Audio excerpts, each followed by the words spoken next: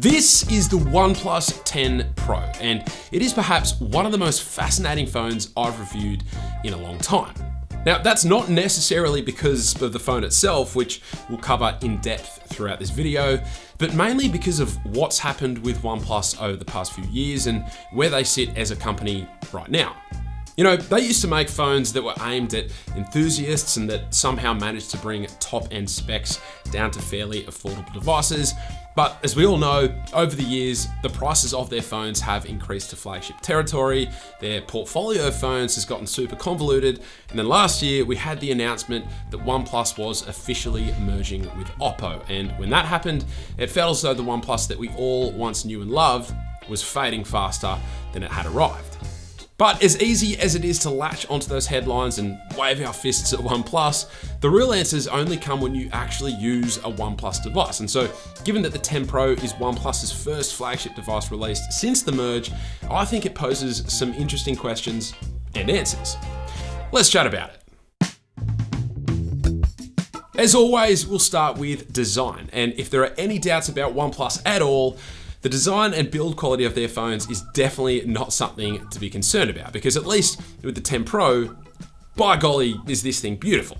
It really feels like OnePlus have now nailed this combination of visual aesthetics combined with serious comfort, because not only does this phone look really slick, but it also feels incredible in the hand. Seriously, the frosted matte texture they've used for the back of this phone is on another level. Probably my favorite back of a phone today.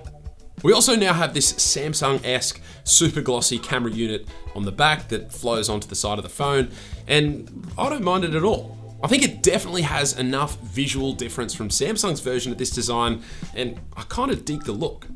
Elsewhere on the phone, we have very tight and clicky buttons, and of course that incredible alert slider that I always miss whenever I'm not using a OnePlus phone. Now, to go with the super tight and clicky buttons, the haptics on this phone are also very premium. They've got that nice clarity about them, and they're really well integrated into the software experience. And what's really impressive is that you can even adjust the haptic intensity within the system settings. By default, the setting is set to crisp with a fairly high intensity, but you can change the crisp setting to gentle for a more subtle experience. But I kind of wish there was a setting somewhere in between. Still really impressive that we have this level of control though. Moving to the fingerprint sensor, and OnePlus showed us all that they were really listening last year by moving the sensor back up to a much more user-friendly position on the 10 Pro. And this really has improved my experience with the fingerprint sensor on this phone. It's still quite fast and reliable, though you do need to hold your finger on the phone for just that fraction of a second longer than you need to with Samsung's top-end phones, for example. But by and large, it's a pretty decent scanner. And whilst we're talking about fingerprint sensors and biometric related issues, one really annoying change OnePlus has made with this new version of Oxygen OS on the 10 Pro is that if you've registered your face for the face unlock functionality, then anytime your phone successfully scans your face from the lock screen, the fingerprint sensor disappears and essentially becomes disabled. This means if you're trying to unlock your phone with your fingerprint sensor and you don't realize your face has been scanned, well, you're all of a sudden standing there wondering why your phone won't unlock. This is the same thing Samsung does with their face unlock functionality, and it is annoying as heck, so much so that I always end up disabling the face unlock feature as a result. OnePlus, if you're watching, you used to have, in my opinion, the best camera-based face unlock implementation in the game, so please fix this in a future software update. Okay, let's now chat about the display. And I'm not going to spend too long on this one because the display on this phone looks and feels almost exactly the same as the display on last year's OnePlus 9 Pro. And so that means it's sharp, it's got great colors, and more than anything, it's outrageously fluid thanks not only to that 120Hz refresh rate, but also thanks to how OnePlus has maximized the fluidity of the software to make that 120Hz shine. And before we chat about software, I'll just briefly mention the battery life with this phone, which is about average compared to most other Android flagships on the market right now. For me, it has never actually needed charging throughout the day, but it is the sort of phone I'd probably want to top up if I was ever heading out at night.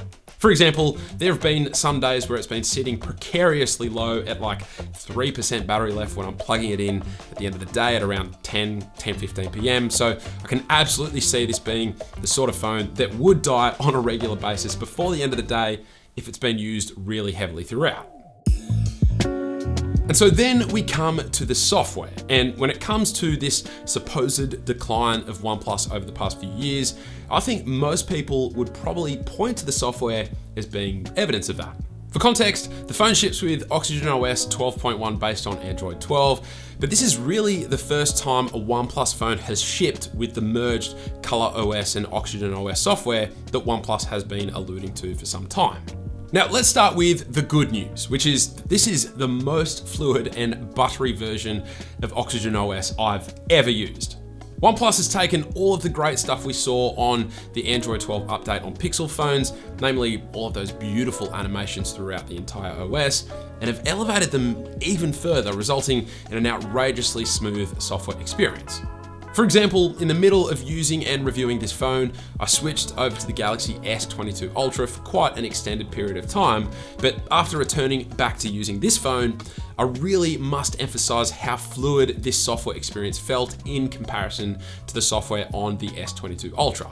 It's really, really noticeable and oh so satisfying. So that's the good news. The bad news is that the home screen launcher is now much harder to customize in comparison to previous versions of Oxygen OS. For one, it doesn't recognize exported icon packs from apps like Icon Pack Studio or Icon Pack Mixer, which is a real shame. You also can't edit individual icons anymore, and the hidden apps functionality has been completely changed now to where you've got to open up the dialer and enter an access code to see them. Ridiculous. Oh, and you can't disable app labels on your home screen without also disabling for the app drawer. Huh?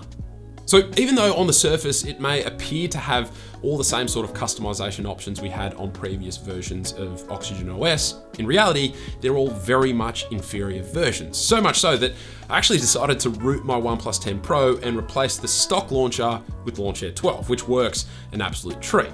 But if you're a fan of customization and you're not keen on rooting your phone like I did, then I would actually say don't get this phone, it's that bad.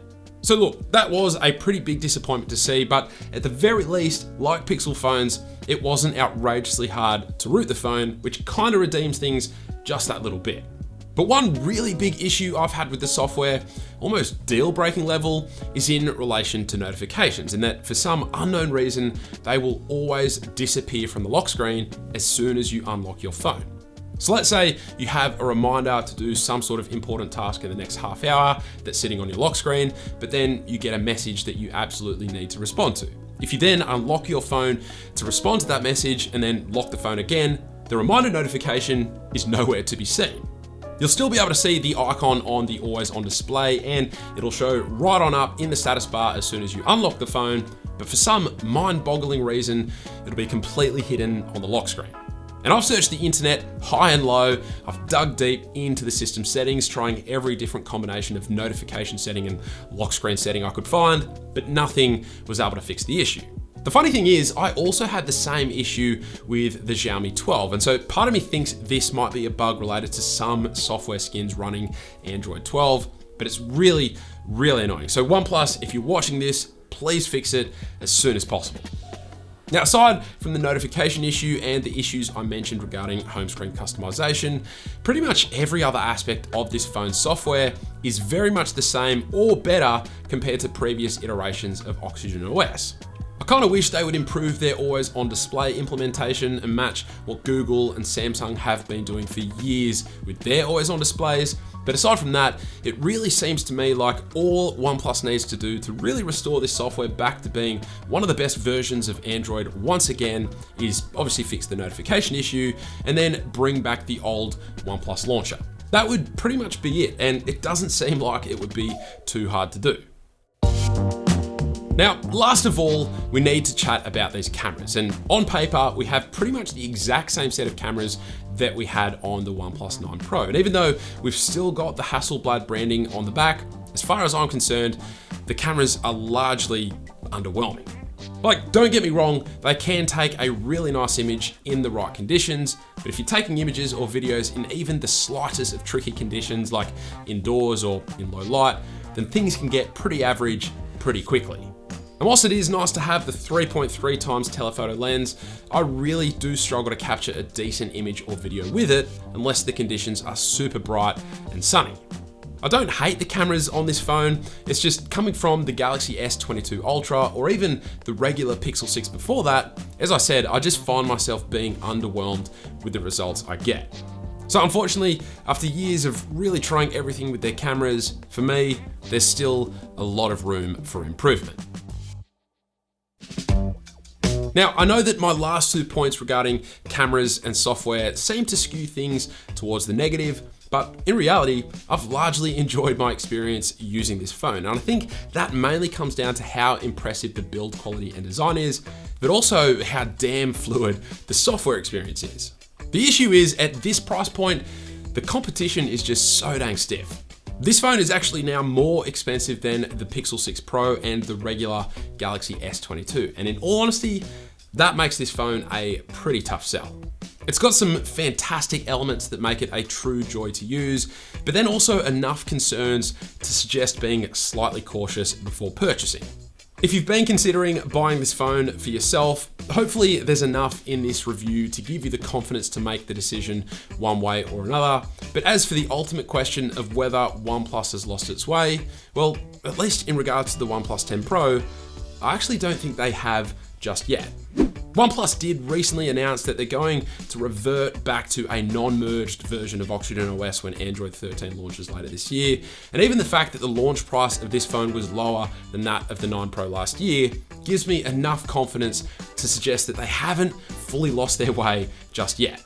To be honest, I'm rooting for OnePlus, and I'm excited to see how not only the 10 Pro evolves with software updates down the line, but also how their future devices evolve as well. The 10 Pro, for me, clearly shows that OnePlus haven't lost their way just yet, so here's hoping things will only get better from here.